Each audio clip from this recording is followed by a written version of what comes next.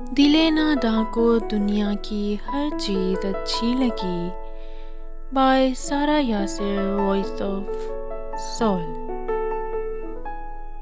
دل ناداں کو دنیا کی ہر چیز اچھی لگی، سچ ہو نہ ہو ہر بات سچی لگی۔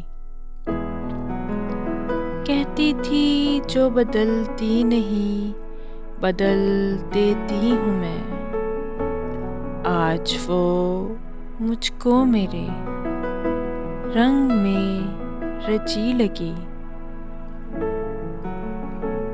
پتھر کے مکان نے دل بھی پتھر کر دیے، زمین پہ چلی تو اچھی زمین کچی لگی۔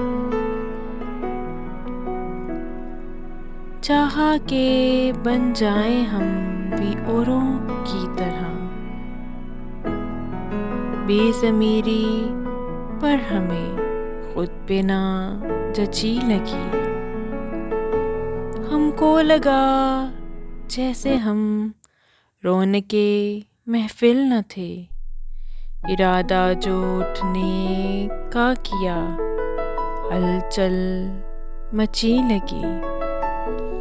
سارا ہر ایک گھر کا در کھلا ہوا دیکھا یہاں، بس یہی بات اس شہر کی اچھی لگی۔ Please don't forget to like, subscribe and share my channel.